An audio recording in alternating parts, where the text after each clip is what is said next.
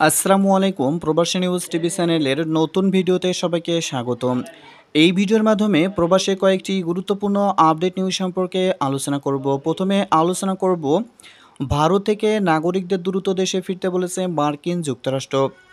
এদিকে দেশে গণপরিবহন চালুর দাবি। এদিকে ভারতের পর ইতালিতেও বাংলাদেশিদের প্রবেশে নিষেধাজ্ঞাদারি। এরপর আলোচনা করব পুরোদমে চলছে শাহজালাল বিমানবন্দরের তৃতীয় টার্মিনালের নির্মাণ কাজ। এবং সর্বশেষে আলোচনা করব ঢাকা বিশ্ববিদ্যালয়ে ভর্তি পরীক্ষা তারিখ পরিবর্তন। তো চলুন এবার মূল আলোচনা শুরু করা যাক। প্রথমে আলোচনা করব ভারত থেকে নাগরিকদের দ্রুত দেশে ফিরতে বলছে মার্কিন যুক্তরাষ্ট্র। ভারতে অবস্থানরত মার্কিন নাগরিকদের দ্রুত দেশে ফিরতে বলেছেন মার্কিন যুক্তরাষ্ট্র। সাম্প্রতিক সময়ে ভারতের করোনা পরিস্থিতি যেভাবে ভয়াবহ আকার ধারণ করছে তা নিয়ে মার্কিন প্রশাসন উদ্বেগ প্রকাশ করেছে। যতই দিন যাচ্ছে ভারতের করোনা পরিস্থিতি খারাপ থেকে আরও খারাপের দিকে যাচ্ছে। প্রায় প্রতিদিনই দেশটিতে আক্রান্ত ও মৃত্যুর নতুন রেকর্ড হচ্ছে। গত ২৪ ঘন্টায় দেশটিতে মৃত্যু ও শনাক্তের অতীতের সব রেকর্ড ভেঙেছে। একদিনে নতুন করে মারা গেছেন ৩,৬৪৫ জন। আক্রান্ত হয়েছে ৩,৭৯,০০০-এরও বেশি মানুষ। বৃহস্পতিবার সকালে কেন্দ্রীয় সরকার প্রচারিত স্বাস্থ্য বুলেটিনের বরাতে এই তথ্য জানিয়েছে দেশটির গণমাধ্যমগুলো। এর ফলে মোট মৃতের সংখ্যা দাঁড়ালো ২,০৪,৭৩২ জনে। এর আগের ২৪ ঘন্টায় দেশটিতে করোনার মৃত্যু হয় ৩,২৯৩ জন করোনা রোগীর। সেটি ছিল ভারতের করোনার ইতিহাসে একদিনের সর্বোচ্চ মৃত্যু রেকর্ড। আজ আবারও সেই রেকর্ড ভাঙল। সেদিন নতুন করে শনাক্ত হয় রেকর্ড ৩,৬০,৯৬০ জনের শরীরে। আজ সেই রেকর্ডও ভেঙে গেল। ভারত ভ্রমণের ক্ষেত্রে ৪ মাত্রার সতর্কতা জারি করেছে মার্কিন পররাষ্ট্র দপ্তর। এই মুহূর্তে ভারতে সফর না করা এবং ভারত থেকে যত দ্রুত সম্ভব নিরাপদে দেশে ফেরত আসার পরামর্শ দিয়েছেন। পররাষ্ট্র দপ্তর জানিয়েছে ভারত এবং যুক্তরাষ্ট্রের মধ্যে প্রতিদিন সরাসরি ১৪টি ফ্লাইট চলাচল করছে। করোনা সংক্রমণ বাড়তে থাকায় ভারতে প্রয়োজনীয় চিকিৎসা সেবা পাওয়া কঠিন হয়ে পড়েছে।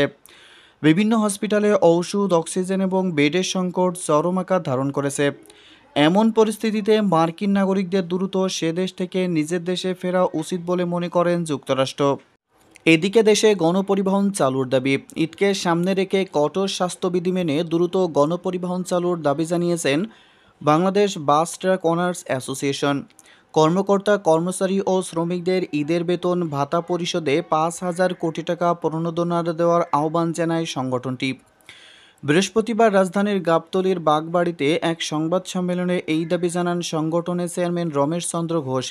তিনি বলেন, প্রতিদিন কমপক্ষে ২ কোটি যাত্রী গণপরিবহন সড়কের পথে যাতায়াত করে থাকে। করোনা সংক্রমণ রোধে গত ৫ এপ্রিল থেকে দ্বিতীয় দফায় লকডাউন মালিক, শ্রমিক, কর্মচারীবৃন্দের পরিবার পরিজন নিয়ে এক মানবতার জীবনযাপন করছে।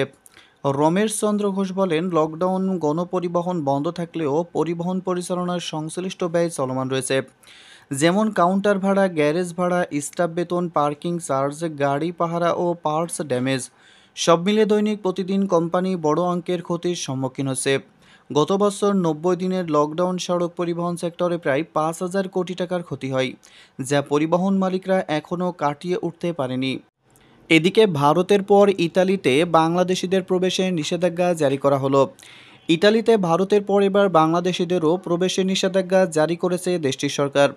করোনা সংক্রমণ রোধে একের পর এক সিদ্ধান্ত নিছে ইতালি। এর অংশ হিসেবে এবার দেশটি বাংলাদেশি নাগরিকদের ইতালিতে প্রবেশে নিষেধাজ্ঞা দিয়েছে। বুধবার ভারত থেকে আসা ২১৪ জনকে প্রাতিষ্ঠানিক কোয়ারেন্টাইনে নেওয়া হয়েছে। এর আগে আসা ৩০০ জনকে পুলিশ এখনও খুঁজে বেড়াচ্ছে।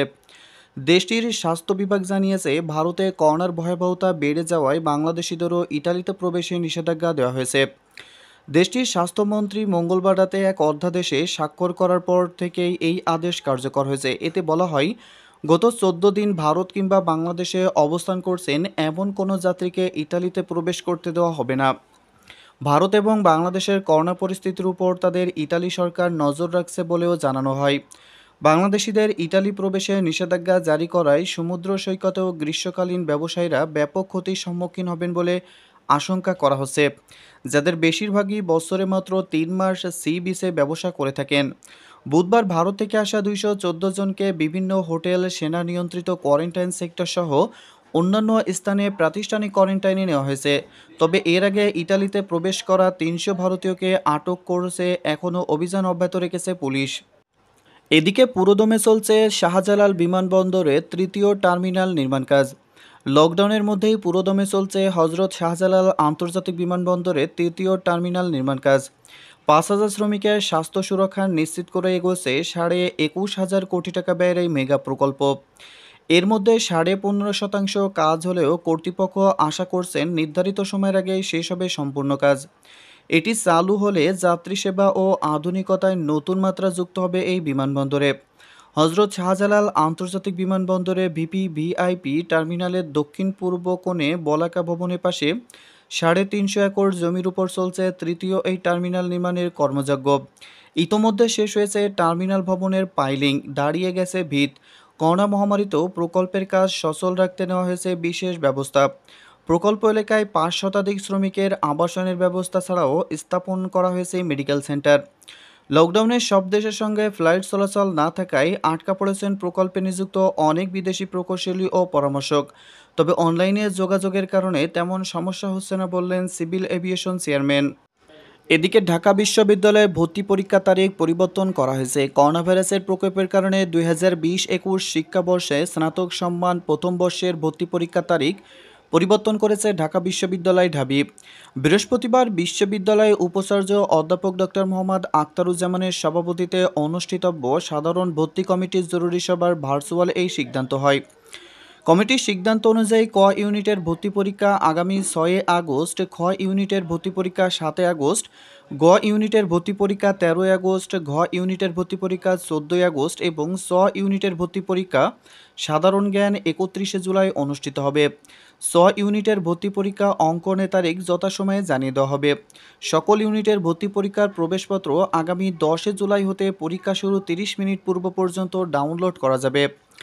এ সময় সবাই আরও উপস্থিত ছিলেন বিশ্ববিদ্যালয়ের প্রো ভাইস চ্যান্সেলর প্রশাসন ডক্টর অধ্যক্ষ Mohammad Samad Hossain, pro vice chancellor শিক্ষা অধ্যাপক ডক্টর এএসএম মাকসুদ কামাল, কোষাধ্যক্ষ অধ্যাপক মমতাজ উদ্দিন আহমেদ।